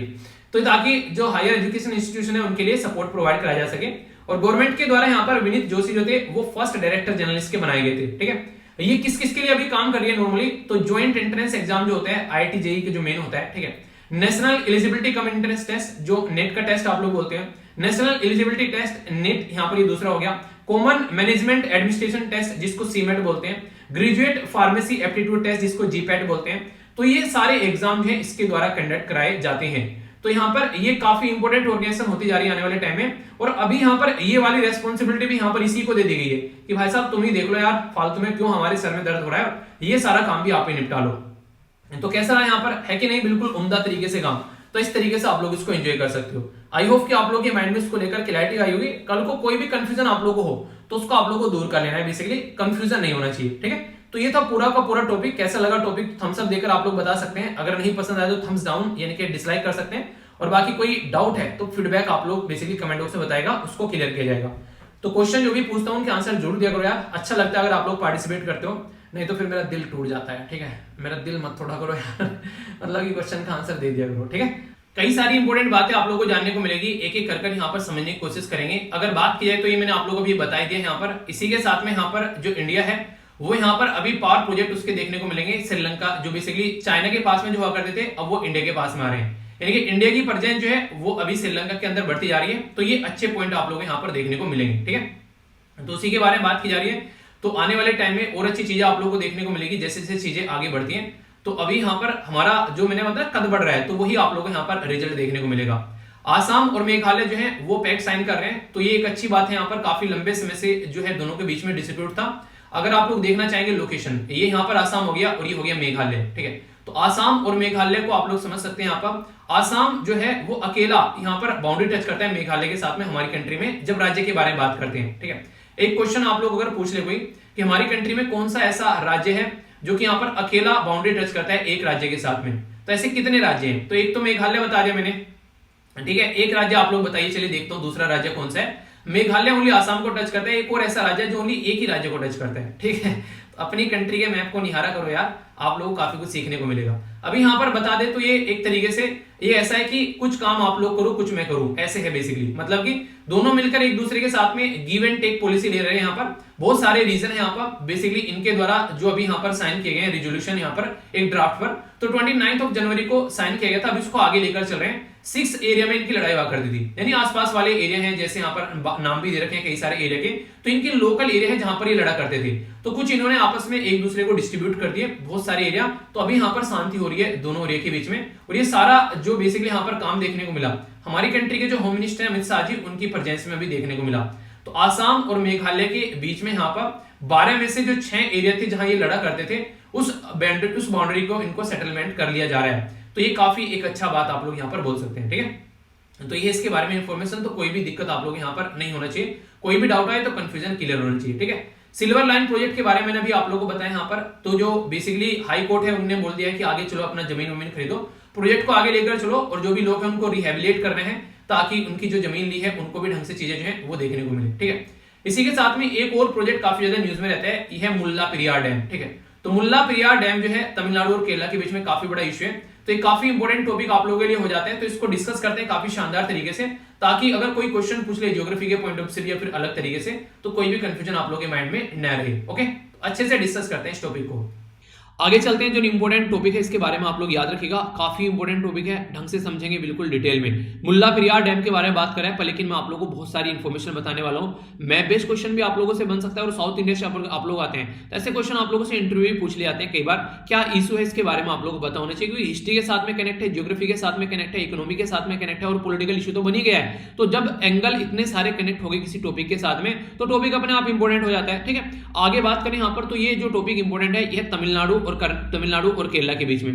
तमिलनाडु और केरला के बीच में क्यों? क्योंकि यहां पर एक डैम अभी मैं आप लोगों को दिखाऊंगा जिसके बारे में हम लोग बात करेंगे, और ये जो डैम है ये है पेरियार रिवर के ऊपर, और डैम का नाम है, इनके बांध का नाम है मुल्ला पेरियार डैम। तो अभी समझते हैं इसके बारे में एग्जैक्ट लोकेशन। अगर यहां पर आप लोग केरला को देख पा रहे हो, थोड़ा सा जूम करके मैंने यहां पर दिखाया इसको पिक्चर को, तो इदुक्की जो यहां पर रिजर्वायर है ये आप लोगों को यहां पर देखने को मिलेगा, इदुक्की डिस्ट्रिक्ट के अंदर में। पेरियार टाइगर रिजर्व आप लोगों को यहां पर देखने को मिलेगा। ठीक है, उसी के साथ में ये है मुल्ला पेरियार डैम। एग्जैक्ट लोकेशन अगर इसके बारे में बात करते हैं, जिस तरीके से यहाँ पर एग्जैक्ट लोकेशन मुल्ला पेरियार डैम की यहाँ पर है, तो आप लोग समझ पाते हैं कि यहाँ पर तमिलनाडु और केरला के बिल्कुल एग्जैक्ट लगभग बॉर्डर पर आप लोगों को देखने को मिलेगा। और इसी के साथ में यहाँ पर है, ये है बेसिकली सुरुलियार हाइड्रो पावर प्रोजेक्ट, ये इसके ऊपर आप लोगों को तमिलनाडु में देखने को मिलेगा। तो ये बिल्कुल बहुत ही कम डिस्टेंस आप लोग यहाँ पर इनकी देख सकते हैं। इंपॉर्टेंट बात यहाँ पर यह कि टाइगर रिजर्व है यहाँ पर, ये तो पेरियार टाइगर रिजर्व से यहाँ पर जो है बेसिकली ये रिवर भी होकर गुजरती है। तो कई बार ऐसे क्वेश्चन आप लोगों से ज्योग्राफिकल या फिर इन्वायरमेंट के पॉइंट ऑफ से क्वेश्चन बन जाते हैं। अभी यहाँ पर मुद्दा क्या है पहले वो समझिए, तभी आप लोग इन चीजों को और अच्छे से समझ पाएंगे कि चल क्या रहा है आखिर ये बवाल। अभी अगर बात करें तो 100 साल से भी पूरे हो चुके हैं। 100 साल से भी पूरे मतलब ये जो बात है यहाँ पर ये है 1886 की, यानी कि 1886 की, जब यहाँ पर बोला था कि कोई ऐसा डैम बनाते हैं, और ये जो डैम है ये बनाया गया बेसिकली केरला के अंदर में, और इसको ऑपरेट किया जाता है आज के में तमिलनाडु के द्वारा। क्यों? क्योंकि उस टाइम पर जब अंग्रेज हमारी कंट्री में रूल किया करते थे, तो महाराजा ऑफ त्रिवनकोर जो थे उनके, और इसी के साथ में secretary of state of India during British time, यानी कि अंग्रेजों के टाइम पर जो सेक्रेटरी ऑफ स्टेट थे उनके द्वारा एक एग्रीमेंट यहाँ पर साइन किया गया। उस एग्रीमेंट में बोला गया कि ये बांध है तो केरला के अंदर में, पर लेकिन आने वाले यहाँ पर 999 साल के लिए इसको बेसिकली कौन ऑपरेट करेगा? तो वो ऑपरेट करेगा तमिलनाडु। तो तब से लेकर यहाँ पर यही फंडा हमारे देश में अब तक चला हुआ है। मुल्ला पेरियार डैम जो है वो दो रिवर के कॉन्फ्लिक्ट पॉइंट पर आप लोगों को देखने को मिलेगा, कॉन्फ्लिक्ट पॉइंट पर कॉन्फ्लुएंस यहाँ पर मुल्ला और पेरियार, तो इसी के नाम पर इसका नाम मुल्ला और पेरियार डैम रखा गया है। इंपॉर्टेंट बात यहाँ पर ये भी है, याद रखिएगा बेसिकली कार्डोमन हिल, तो आप लोगों से क्वेश्चन भी कई बार पूछे जाते हैं कि कार्डोमन हिल के अंदर है, या फिर बोले मुल्ला पेरियार डैम कहां पर है, या मुल्ला और पेरियार रिवर कहां पर आप लोगों को देखने को मिलेगी। तो कार्डोमन हिल ये कहां पर है? ये वेस्टर्न घाट के अंदर आप लोगों को देखने को मिलेगा, केरला के अंदर में। जो पेरियार रिवर है यहाँ पर ये काफी इंपॉर्टेंट है, जैसे मैंने बताया अभी यहाँ पर, तो पेरियार रिवर ऑपरेट करती है यहाँ पर। इसी के साथ में जो बेसिकली बात करें यहाँ पर, इसके ऊपर जो डैम बनाया गया उसको ऑपरेट करेगा और मेंटेन करेगा तमिलनाडु। ये आप लोगों को बता ही दिया। अब आप लोग बोलेंगे सही तो है, अंग्रेज डिसाइड करके चले गए, हम लोग उसको फॉलो कर रहे हैं, तो भाई साहब दिक्कत कहां पर आ रही है अब ये बता दो। तो दिक्कत के लिए आप लोगों को लेकर चलता हूं इस पर्टिकुलर स्लाइड पर। हो सकता है आप लोगों को थोड़ी सी धुंधली नजर आ रही हो, पर लेकिन पढ़ाऊंगा इस तरीके से कि माइंड में क्लैरिटी आ जाएगी, तो सुनिएगा थोड़ा सा। ठीक है, बात यहां पर करते हैं 2006 की। 2006 में सुप्रीम कोर्ट के द्वारा अलाउ किया गया कि आप लोग यहां पर इस मुल्ला पेरियार डैम के अंदर जो पानी का लेवल है उसको आप लोग 142 फीट तक आप लोग लेकर इसको जा सकते हैं। यानी कि नॉर्मल इसका जो डैम का पानी था वो लगभग रहता था यहां पर 137 के करीब, पर लेकिन इसको 5 फुट और बढ़ाने की बात कर दी। पर लेकिन जितना ये जर्जर डैम हो चुका है, जितना पुराना ये डैम है, इसको लेकर कई सारे इशू रहते हैं, एक्सपर्ट कमेटी बनाई जाती है, तो इसके ऊपर बात भी करते हैं कि आखिर चल क्या रहा है। तो केरला के द्वारा डिक्लेयर किया गया मुल्ला पेरियार एज ए इंडेंजर्ड, ठीक है, under the Kerala irrigation and water conservation act 2006 के। तो यानी कि केरला ने ये बोला कि ये डैम जो है, ये बांध जो है, ये एक तरीके से इंडेंजर्ड की कैटेगरी में है। अगर इसका पानी इतना ज्यादा बढ़ाया गया तो कल को ये डैम जो है ये टूट सकता है और इसके अंदर दिक्कत देखने को मिल सकती है। तो सुप्रीम कोर्ट के द्वारा डैम की सेफ्टी अलाउंस के लिए यहाँ पर बेसिकली पानी के बारे में जब बात करें, एक सुपरवाइजरी कमेटी बनाएगी, उसको बोला गया कि पानी का लेवल बढ़े तो चीजों को ध्यान रखना। और इसी के साथ में सुप्रीम कोर्ट के द्वारा ऑर्डर भी पास किया गया यहाँ पर कि वाटर का जो लेवल है यहाँ पर ड्यूरिंग फ्लड, यानी कि जब बाढ़ आती है यहाँ पर, तो 139 फीट तक आप लोग इसको मेंटेन रखिएगा। तो ये बातें यहाँ पर बोलेगी। 2011 में केरला जो है बेसिकली यहाँ पर सुप्रीम कोर्ट के साथ में और बातें की गई यहाँ पर। तो ये इशू ये चल रहा है बेसिकली दोनों के बीच में, तमिलनाडु और केरला के बीच में। तमिलनाडु ये बोलता है कि हम लोग लेवल है जो वाटर का वो 142 मेंटेन रखेंगे। केरला ये बोलता है कि इसको 137 के करीब आप लोग मेंटेन रखिए, या फिर 139 तक आप लोग इसको मेंटेन रखिए। इसके ऊपर दिक्कतें देखने को मिल जाती है। तो इसके ऊपर कई सारे इशू चलते हैं, और इशू का रीजन यहाँ पर क्या है, एक तो डैम के बारे में, क्योंकि मैंने अभी आप लोगों को बताया कि ये 100 साल से भी पुराना डैम हो चुका है, ठीक है। और यहाँ पर जो केरला है, ये इंपॉर्टेंट फैक्ट आप लोग याद रखिएगा, केरला जो है यहाँ पर अगर कल को अर्थक्वेक यानी कि भूकंप आ जाता है तो थर्ड जोन में है यहाँ पर अर्थक्वेक के, यानी कि सिस्मिक जोन में थर्ड जोन में है यहाँ पर। तो कल को अगर कोई ऐसा अर्थक्वेक आता है और ये डैम पे जरा सा भी झटका लगता है तो यहाँ पर दिक्कतें देखने को मिल सकती है, बहुत सारे लोगों की जान जो है वो खतरे में पड़ सकती है। और इवन केरला को तो छोड़िए, यूनाइटेड नेशन के द्वारा भी यहाँ पर अपनी रिपोर्ट में बोला गया कि इस तरीके के जो डैम है जो कि काफी पुराने हो चुके हैं उनकी मरम्मत करनी चाहिए और थोड़ा सा ध्यान से उनको ऑपरेट करना है। पता चला कल को टूट गया तो दुनिया को बहल डूबेगा, एक तरीके से बहुत सारे लोगों को लेकर डूब जाएगा और इसकी वजह से त्रासदी देखने को मिलेगी, जो पृथ्वी पर काफी खतरनाक त्रासदी में आप लोग इसको काउंट करोगे फिर। तो इसलिए इसके ऊपर काम करना काफी ज्यादा जरूरी है। तो ये बातें यहाँ पर देखने को मिली। इंपॉर्टेंट मुद्दा यहाँ पर अगर बात करें जो ये है वो है पेरियार रिवर के बारे में। अच्छा, एक क्वेश्चन मैं आप लोगों से पूछूंगा, ये आप लोगों को पता भी होना चाहिए, हालांकि अगर जियोग्राफी ऑप्शनल है तो आप लोगों को और भी ज्यादा जरूरी पता होना चाहिए। आज की डेट में अगर बात करें अपने देश के बारे में तो हमारा देश जो है वो अलग अलग सिस्मिक जोन में डिवाइड किया गया है। सिस्मिक जोन यानी कि अर्थक्वेक प्रोन एरिया, यानी कि जहां पर भूकंप आने की संभावनाएं सबसे ज्यादा होती हैं। आप लोगों को ये बताना है कि आप लोगों का जो स्टेट है, जिस भी स्टेट से आप लोग आते हैं, स्टेट का नाम आप लोगों को लिखना है और आप लोगों को ये लिखना है कि आप लोगों का स्टेट जो है वो किस अर्थक्वेक प्रोन एरिया में आता है। तो ये है क्वेश्चन आप लोगों के सामने, ये पता होना चाहिए, छोटी छोटी बातें बेसिकली जिस एरिया में रहते हैं। और ये तो इसलिए भी इंपॉर्टेंट है, अगर आप लोग वहां पर घर बनाते हैं जहां पर अर्थक्वेक जोन 5 है तो इसके लिए तो आप लोगों को और भी ज्यादा ध्यान रखना पड़ेगा। तो ये ऐसी जनरल चीज है जो एग्जाम में तो पूछी जाती है पर इंसान की लाइफ के लिए भी इंपॉर्टेंट होती है। ओके, आगे बात करते हैं पेरियार रिवर के बारे में। तो काफी बेसिक क्वेश्चन आप लोगों से प्रीलिम्स वगैरह फैक्चुअल इंफॉर्मेशन भी पूछ ली जाती है। तो लॉन्गेस्ट रिवर है केरला के अंदर में, ये लगभग 240 किलोमीटर लंबी देखने को मिलेगी। और इंटरेस्टिंग चीज ये है कि ये लाइफलाइन है केरला की, यानी कि केरला की जीवन रेखा आप लोग इसको बोल सकते हैं। और ये जो रिवर है यहाँ पर, ये है पेरेनियल रिवर। अब ये शब्द जो है ये काफी इंपॉर्टेंट है, इस शब्द के ऊपर तो मैं आप लोगों को बेसिकली डिटेल में बातें करने वाला हूं। पेरेनियल जो रिवर होती है उसको बोलते हैं यहाँ पर बेसिकली, ये है बेसिकली यहाँ पर बारहमासी रिवर, यानी कि जो 12 महीने बहती है उसको पेरेनियल रिवर बोलते हैं। और ये जो इस तरीके से जो रिवर है हमारे देश में अगर आप लोग याद करोगे तो दो पार्ट में डिवाइड होती है, एक को बोलते हैं पेरेनियल रिवर और एक को बोलते हैं non perennial river. Perennial river वो होती है जो 12 महीने बहती है नॉर्मली, 12 महीने यानी कि वो जो है मानसून के ऊपर डिपेंड नहीं होती है। मानसून मतलब हमारे देश में जब बारिश का मौसम आता है जून से लेके यहाँ पर सितंबर तक का, जून जुलाई अगस्त सितंबर, तो उस टाइम पर यहाँ पर ये जो रिवर है ऐसा नहीं कि उसी टाइम पर बहेगी, ये 24 आवर आप लोगों को और इसी के साथ में यहाँ पर 12 मंथ हर टाइम आप लोगों को ये बहती हुई नजर आएगी। ऐसा नहीं है कि पेरेनियल रिवर है। नॉर्मली साउथ इंडिया में मैक्सिमम आप लोगों को देखने को मिलेगी, ठीक है। तो इस तरीके से रिवर, ठीक है। तो इसके बारे में याद रखिएगा, यहाँ पर एक तरीके से नॉन पेरेनियल रिवर वो होती है जो कि सीजनल होती है, ठीक है। तो ये यहाँ पर आप लोगों को थ्रू आउट द ईयर, और ये रहती है एक तरीके से कुछ पर्टिकुलर टाइम पीरियड के ड्यूरेशन में, खासकर जब हमारे देश में मानसून आती है। हिमालयन रिवर जो है वो सारी आप लोगों को मैक्सिमम पेरेनियल रिवर देखने को मिलेगी, ग्लेशियर से निकल कर आती है तो आराम से पानी पिघलता है और चलता रहता है। पेनिनसुलर जो रिवर है वो नॉन पेरेनियल रिवर आप लोगों को यहाँ पर देखने को मिलेगी। नेक्स्ट यहाँ पर बात की जा रही है जो पेरेनियल रिवर है यहाँ पर, तो they are not much dependent on the rainfall, यानी कि बारिश के ऊपर ज्यादा डिपेंडेंट नहीं रहती है और इनकी तो बारिश के बिना काम ही नहीं चलेगा, तो सूख जाएंगी, बढ़ जाएगी, बर्बाद हो जाएंगी बिना पानी के। नेक्स्ट यहाँ पर बात की जा रही है, ये जो पर्टिकुलर रीजन है ये ह्यूमिड क्लाइमेट आप लोगों को देखने को मिलेगा।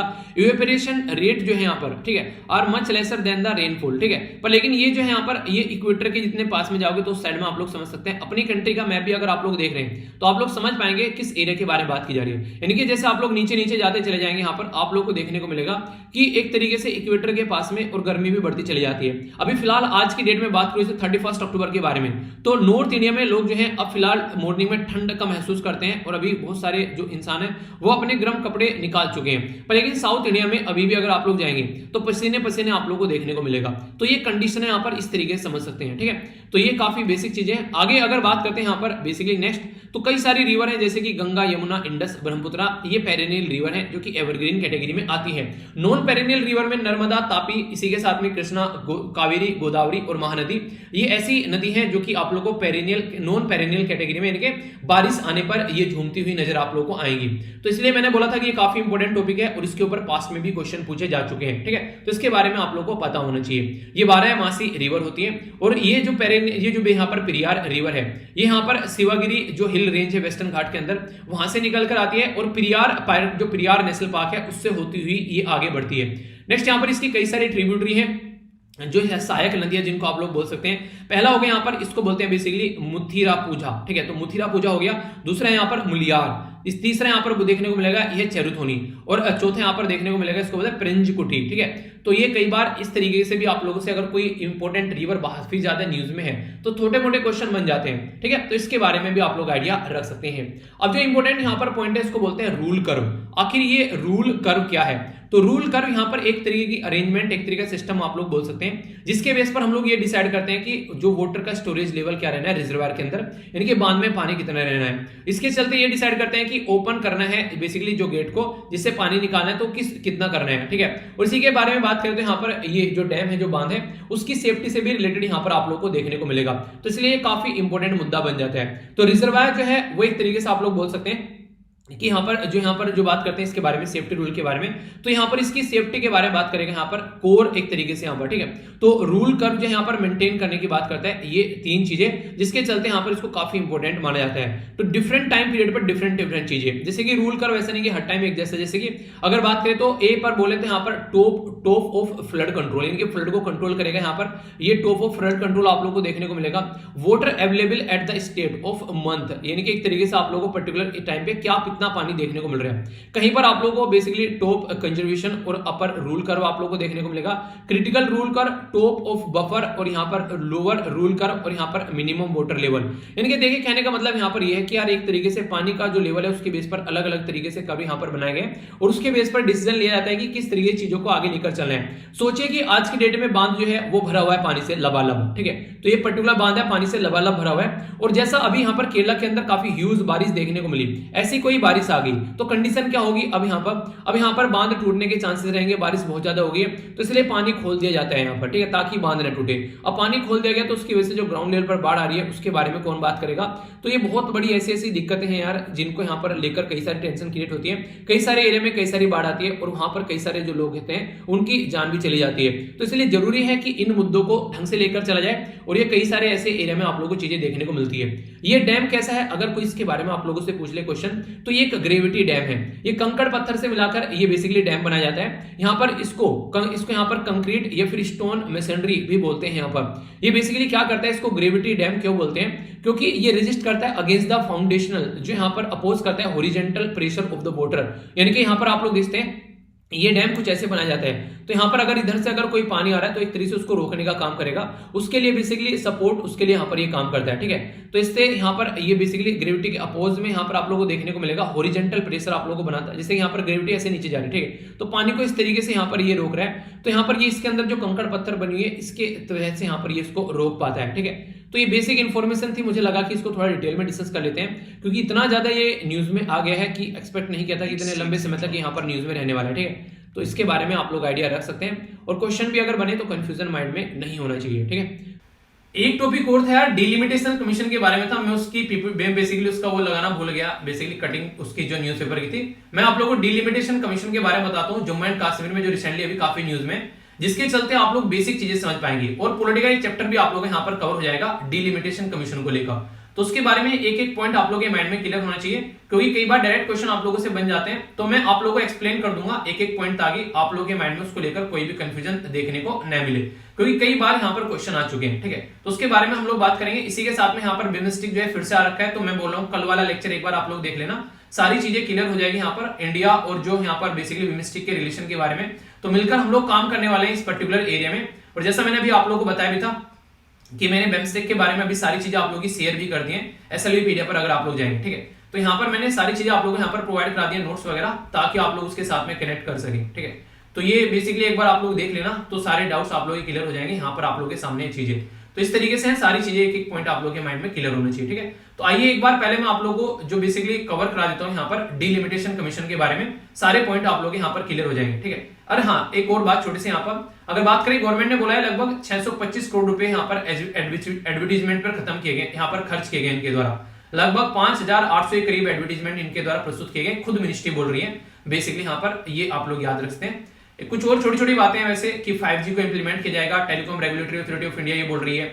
इंडिया जो है वो रशिया से और ज्यादा चीजें खरीदेगा, जैसे सन ऑयल यानी कि सूरजमुखी का तेल, यहाँ पर एक तरीके से सनफ्लावर ऑयल, तो काफी लार्ज स्केल पर रशिया से खरीदने वाला है, तो हम लोग कहीं पर भी पीछे नहीं हट रहे हैं। हमारी कंट्री की इंपोर्टेंट पर्सनैलिटी है, अपॉइंटमेंट्स में क्वेश्चन आप लोगों से पूछ ले आते हैं। जो इंडियन अमेरिकन है जिनका नाम है राज सुब्रमण्यम, उनको यहाँ पर फेडेक्स के नए जो यहाँ पर अभी सीईओ बनाया गया है। तो हमारे देश के जो लोग हैं वो विदेशों में झंडा फहरा रहे हैं काफी लार्ज स्केल पर, ऐसा आप लोग देख सकते हैं। अभी आप लोगों ने देखा यहाँ पर जो सैनवान जो साहब है भाई साहब, वो हमारे बीच में नहीं रहे, तो उनका ये स्टैचू यहाँ पर अनवील किया गया है। कहां पर? ये है बेसिकली ऑस्ट्रेलिया में, ब्रिस्बेन, ठीक है। तो यहाँ पर है जिसके बारे में आप लोग समझ सकते हैं, तो कोई भी डाउट नहीं होना चाहिए। कई सारी क्रिकेट की न्यूज भी आप लोगों को इंपोर्टेंट हो जाती है, खास क्रिकेट नहीं मतलब गेम्स की न्यूज भी अभी पूछ ली जाती है। तो आइए एक बार हम लोग नजर डालते हैं बेसिकली डिलिमिटेशन कमीशन के ऊपर। ये बात कर रहे हैं यहाँ पर किसके बारे में? डिलिमिटेशन कमीशन के बारे में। तो डिलिमिटेशन कमीशन बेसिकली यहाँ पर एक ऐसा एक सिस्टम तैयार किया गया कि हम लोग ये बताएं किस एरिया में कितने लोग आते हैं, और उस एरिया में जितने लोग आते हैं उनको वोटिंग का राइट मिलना चाहिए उस एरिया में। और हर एक मेंबर ऑफ पार्लियामेंट या फिर मेंबर ऑफ लेजिस्लेटिव असेंबली यानी कि जो विधायक है और जो सांसद है उसके हिस्से में यहाँ पर कौन आता है, बेसिकली यहाँ पर कितनी पॉपुलेशन आती है। तो अभी ये पूरा मुद्दा आप लोग को देखने को मिलेगा जम्मू एंड कश्मीर के बारे में। तो जम्मू एंड कश्मीर का मैप पहले ऐसा कुछ हुआ करता था, फिर आगे चलकर आप लोग को देखने को मिला डिवीजन हो गए। ये वाला रीजन जो है पाकिस्तान के अंदर में चला गया, गिलगित बल्तिस्तान वाला, और यहाँ पर ये वाला रीजन भी कहीं ना कहीं कुछ कुछ यहाँ पर कंट्रोल में आप लोगों को देखने को मिलेगा। ये चाइना के कंट्रोल में यहाँ पर आप लोगों को नजर आएगा। पर लेकिन जो अभी नया मैप है, लेटेस्ट मैप है, उसमें कुछ ऐसा फंडा आप लोगों को देखने को मिलेगा। ये बड़ा रीजन बना दिया लद्दाख का। तो इसलिए कोई पूछे अगर बात करें अफगानिस्तान के साथ में कौन टच करता है, तो याद रखना हमेशा लद्दाख टच करता है, ठीक है। और यहाँ पर ये क्या हो गया, ये जम्मू एंड कश्मीर वाला रीजन हो गया जो कि अलग से एक पोर्शन बना दिया। तो अभी यहाँ पर डिलिमिटेशन कमीशन के बारे में बात की जा रही है जम्मू एंड कश्मीर वाले रीजन के बारे में। तो उसके लिए यहाँ पर याद रखेगा, यहाँ पर रंजन जो प्रकाश देसाई इनकी अध्यक्षता में यहाँ पर एक कमीशन बनाया गया, जिन्होंने अभी बताया कि कैसे कैसे आप लोग डिलिमिटेशन कमीशन को लेकर चल सकते हैं। तो ये तो देखिए नॉर्मली आप लोगों से कोई पूछेगा कितनी सीट किसको दी जा रही है, ये लोकल इश्यूज होते हैं, इनके बारे में कोई बात नहीं करेगा, ठीक है। पर हाँ आप लोगों को फिर भी बता देता हूं, यहाँ पर बेसिकली बात की जा रही है कि इनके द्वारा भी चीजें प्रपोज की गई कि 6 सीट फॉर द यहाँ पर जम्मू एंड कश्मीर डिवीजन के लिए बढ़ा दी गई, इनके द्वारा एक्स्ट्रा ऐड कर दी गई है। इसी के साथ में यहाँ पर 1 सीट जो है वो कश्मीर डिवीजन के लिए, यहाँ पर इनके जम्मू और कश्मीर अलग अलग है ना, तो जम्मू के लिए यहाँ पर 6 और कश्मीर के लिए 1 सीट बढ़ा दी गई है। इसी के साथ में जो रिजर्व सीट है 16 वो शेड्यूल कास्ट के लिए और शेड्यूल ट्राइब के लिए आप लोगों को देखने को मिलेगी। तो यहाँ पर इसके चलते पर लेकिन यहाँ पर जो अपोजिशन के लीडर उनको ये लगता है कि ये सही नहीं हो रहा है, तो वो हमेशा इसका अपोज करते हुए नजर आते हैं। तो ये जो कमीशन था ये हेड किया गया यहाँ पर, जो मैंने बताया अभी रंजन, जो यहाँ पर याद रखिए रंजना प्रकाश देसाई के द्वारा, ठीक है। तो आरपीडी आप लोग याद रख सकते हैं। तो 5 जो बेसिकली एसोसिएट मेंबर थे, इंक्लूडिंग यहाँ पर पार्लियामेंट जो मेंबर थे बीजेपी के, तो वो भी आप लोगों को देखने को मिले। तो ये यहाँ पर देखना, पर इंपॉर्टेंट इनका नाम याद रखना। अब मैं आप लोगों से जो बातें करूंगा वो करूंगा डिलिमिटेशन कमीशन के बारे में। यहां पर ये क्या करते हैं, ये फिक्स करते हैं, लिमिट बोल सकते हैं या फिर बाउंड्री किसी पर्टिकुलर टेरिटरी की, एक एरिया की। अच्छा ये वाले एरिया में से ये लोग आएंगे और ये वोट डाल पाएंगे, तो उसका काम यहां पर किया जाता है। तो इक्वल रिप्रेजेंटेशन है यहां पर हर एक पॉपुलेशन के लिए कि हाँ जो भी यहां पर इनका मेंबर ऑफ पार्लियामेंट है वो उनके द्वारा चुना गया और यहां पर उन्हीं के द्वारा वोट दिए गए, और इतना ही पावर यहां पर हर एक मेंबर ऑफ पार्लियामेंट के हाथ में। ऐसा नहीं कि एक मेंबर पार्लियामेंट ताकतवर है दूसरा कमजोर है, ठीक है।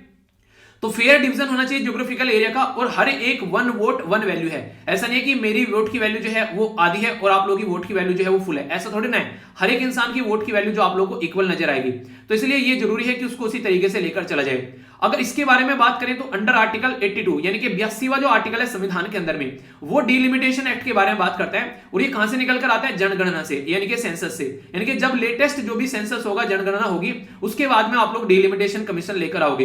यानी कि जब जनगणना होगी तो जनता की संख्या बढ़ गई देश के अंदर में, जब जनता की संख्या बढ़ गई तो पता होना चाहिए कि संख्या बढ़ गई तो उसको कैसे टैकल करना है, उनके हिस्से में कितने कितने यहाँ पर लोग आने चाहिए। तो फिर उसके बारे में यहाँ पर ये बात करते हैं। तो इस तरीके से आप लोगों को देखने को मिलेगा। तो इसके बारे में कोई कंफ्यूजन आप लोगों को नहीं होना चाहिए अगर कोई क्वेश्चन यहाँ पर पूछे, ठीक है। तो ये डिलिमिटेशन कमीशन के बारे में आप लोगों से बातें होगी। तो आर्टिकल 170 आप लोग यहां पर देखने को मिलेगा, जो कि यहां पर डिवाइडेड करता है टेरिटरी कॉन्स्टिट्यूएंसी को as per the delimitation commission है, ठीक है। तो यहां तो 82 ये बोलता है कि सेंसस के बाद में होना चाहिए, और 170 ये बोलता है कि यहां पर डिवाइड करना है टेरिटरीज को। तो डिलिमिटेशन कमीशन बनाया जाता है यूनियन गवर्नमेंट के द्वारा, पर यहां पर जो एक्साइज कैरी की जाती है प्रेसिडेंट के नाम पर, तो प्रेसिडेंट करते हैं पर बनाते हैं गवर्नमेंट, ठीक है। तो यहां पर इलेक्शन कमीशन ऑफ इंडिया भी यहां पर इसमें हेल्प करते हैं। तो यहां पर अगर बात करें इसके साथ मिलकर ये एक्साइज की जाती है। डिलिमिटेशन कमीशन एक्ट आया था 1952 में, इसके बाद में ये कई बार आया, 1952, 1963, 1973 और 2002 में। और इसी के बेस पर एक्ट बने 1952, 1962, 1972 और 2002 में इसके बेस पर एक्ट भी बने, यानी कि अलग अलग टाइम पर ये लाया गया और इसके ऊपर एक्ट भी बनाए गए। डिलिमिटेशन कमीशन जो आप लोग बात करें तो प्रेसिडेंट अपॉइंटमेंट प्रेसिडेंट के द्वारा किया जाता है। इलेक्शन कमीशन ऑफ इंडिया भी यहां पर पार्ट रहता है, जैसा मैंने बताया। तो रिटायर्ड सुप्रीम कोर्ट के जज रहेंगे, चीफ इलेक्शन कमिश्नर रहेंगे और रेस्पेक्टिव स्टेट के इलेक्शन कमिश्नर रहेंगे, जहां पर ये डिलिमिटेशन किया जा रहा है, यानी कि जम्मू एंड कश्मीर में किया जाता है, तो वहां पर भी यहां पर जो इलेक्शन कमीशन है वो यहां पर पार्टिसिपेट करेंगे। तो फंक्शन क्या रहते हैं इनके कि किस तरीके से नंबर ऑफ बाउंड्रीज वगैरह, कॉन्स्टिट्यूएंसीज वगैरह आप लोगों को डिवाइड करनी है, शेड्यूल कास्ट शेड्यूल ट्राइब की पॉपुलेशन कितनी है, उनको कितनी सीट आप लोगों को देनी है। इसी के साथ में केस द डिफरेंट ओपिनियन, अगर किसी भी कमीशन का जो यहां पर रहता है मेजोरिटी के बारे में, तो यहां पर कुछ डिफरेंस आता है इनमें, जो यहां पर अगर तो उसको जो मेजोरिटी का डिसीजन होगा वो यहां पर इंप्लीमेंट किया जाएगा। तो एक तरीके से डेमोक्रेटिक बॉडी है यहां पर डिलिमिटेशन कमीशन। डिलिमिटेशन कमीशन जो है यहां पर ये एक तरीके से यहां पर काफी इंपॉर्टेंट है, यहां पर लॉ एंड ऑर्डर को कैसे लेकर चलना है, ठीक है। पर लेकिन यहां पर एक तरीके से इसके अंदर बात करें तो बात की जा रही है कि can not be called in the question before court. ये जो भी काम करेगा इसके ऊपर क्वेश्चन मार्क नहीं लगाया जाएगा कोर्ट के अंदर में, ये बातें भी यहां पर इसके अंदर बोली गई है। तो ये इसके बारे में पूरा एक आर्टिकल था, कल को अगर क्वेश्चन बन जाए तो आप लोगों के माइंड में इसको लेकर कोई कंफ्यूजन नहीं होना चाहिए। ये है आज का डेटा पॉइंट जो कि आप लोग डेटा पॉइंट ये है आज का जो सुडोकू जो कि आप लोगों को अटेम्प्ट करना है, इसको भी मैं प्रोवाइड करा देता हूं, आपके माइंड को शांत रखने में काफी हेल्प करता है, एक स्टेबल माइंड बनाता है, ठीक है। बाकी यहाँ पर ये जो बेसिकली क्विज है ये मैं टेलीग्राम पर पोस्ट कर दूंगा और वहीं पर क्वेश्चन भी आप लोगों को देखने को मिलेंगे। 2 क्वेश्चन दे देता हूं, उनको जरूर आप लोग देखिएगा। खुशी के द्वारा खुशी में काफी शानदार आंसर यहाँ पर दिए गए। कौन कौन से कोस्टल एरिया हैं ये आप लोगों को बता दिया है। एनुअल जो फाइनेंशियल स्टेटमेंट बजट आर्टिकल 112 में ये आप लोगों को बता दिया है। स्टेट ऑफ फार्मो जो सारी बातें पूछी थी, तो पर्शियन गल्फ और यहाँ पर गल्फ ऑफ ओमन के बीच में आप लोगों को देखने को मिलेगा कितना तेल इंपोर्ट हम लोग करते हैं। इसी के साथ में राइट टू फ्रीडम के बारे में बात की जा रही है यहाँ पर, जो बेसिकली सारे के सारे आर्टिकल 19 इनके द्वारा लिखे गए यहाँ पे अच्छे से। आर्टिकल 74, 75, 78 ये मैंने आप लोगों से पूछा था, काफी डिटेल में इनके द्वारा लिखे गए। और सबसे इंपॉर्टेंट बात है जो वोकैबुलरी में आप लोगों को देता हूं उसके ऊपर सेंटेंस फॉर्म इनके द्वारा किए जा रहे हैं। देखिए शर्माना नहीं है, कोशिश करो कि सेंटेंस फॉर्म करने की, जिससे कि एग्जाम में आप लोग कंफर्टेबल फील कर सको और इंग्लिश भी आप लोग की इंप्रूव होती नजर आएगी। आइए कुछ और नए शब्द यहाँ पर ऐड करते हैं अपने वोकैबुलरी में और आप लोग की इंग्लिश को इंप्रूव करेगा। सेंटेंस फॉर्म जरूर कीजिएगा। ड्वेलिंग आवास, यानी कि रहने की जो जगह होती है, फ्लैट बोल देते हैं, रेजिडेंट बोल देते हैं, तो इसके ऊपर सेंटेंस फॉर्म आप लोग कर सकते हैं। स्टडी मतलब एक तरीके से आप लोग बोल सकते हैं कि किसी तरीके से स्ट्रॉन्गली, एक तरीके से तकड़ा, नहीं कहते जबरदस्त बोल देते हैं हम लोग कई बार, तो काफी ताकतवर जबरदस्त इंसान है, तगड़ी बॉडी है, वो वाली बात है, ठीक है। इसी के साथ में फिर यहाँ पर बात की जा रही है नेक्स्ट, ये जो देखिए आप लोगों को एक बात मैं यहाँ पर बता दूं कि जब भी कोई ऐसे शब्द आते हैं ना, आप लोग कोशिश किया करो कि उनके ऊपर से सेंटेंस आप लोग एक बार वो फॉर्म कर लेंगे ना, तो फिर कभी आप लोग उसको भूलोगे नहीं। तो इसलिए बोलता हूँ कि हमेशा सेंटेंस जरूर फॉर्म किया करो। जैसे इन्होंने अभी फॉर्म कर लिया यहाँ पर, तो कोई भी दिक्कत इनको देखने को नहीं मिलेगी, ठीक है। तो इस तरीके से आप लोग देखो, ठीक है। तो एक बार आप लोग भी ट्राई करो। नेक्स्ट यहाँ पर फेरोसियस, इसका मतलब होता है क्रूर, ठीक है, एक तरीके से वॉयलेंस फैलाने वाला इंसान। डोल्ड्रम के बारे में आप लोगों ने कई बार सुना होगा, तो एक तरीके से स्टैग्नेट यानी कि रुके रहना, कई बार डिप्रेशन में चले जाना, उसको डोल्ड्रम बोलते हैं। फ्लैग यानी कि चिन्ह, कोई एक तरीके से एक लोगों को बताना किसी चीज के बारे में, ठीक है, किसी इंपॉर्टेंट प्रॉब्लम के बारे में बताना, फ्लैग कर देना, आप लोगों ने सुना होगा, ठीक है। तो चिन्हित करना ऐसा बोल सकते हैं। तो कैसा लगा आज के डिस्कशन जरूर बताएगा। मैं आशा करता हूं शानदार तरीके से आप लोगों ने इसको एंजॉय किया होगा। यस या फिर नो तो बता सकते हैं आप लोग। और रिवीजन के लिए जो मैंने बोला है आप लोगों को, अभी मंथली करंट अफेयर की वीडियो, उसको आप लोग जरूर देखना, ताकि जो भी बच्चे देख रहे हैं, और वो काफी बड़ी बात है, आप लोग खुद से ही जागरूक है अपनी चीजों को लेकर, तो ये भी बड़ी बात है। तो इसको एंजॉय करिए। पीडीएफ यहाँ से मिल जाएगी फ्री ऑफ कॉस्ट, यहाँ पर चीजें मिल जाती है सारी, कोई टेंशन लेने की जरूरत नहीं है। तो लाइफ को अच्छे से एंजॉय करिए। बड़ों को नमस्ते, छोटों को प्यार, छोटी सी लाइफ एंजॉय करा। मिलता हूं नेक्स्ट लेक्चर में, तब तक के लिए जय हिंद।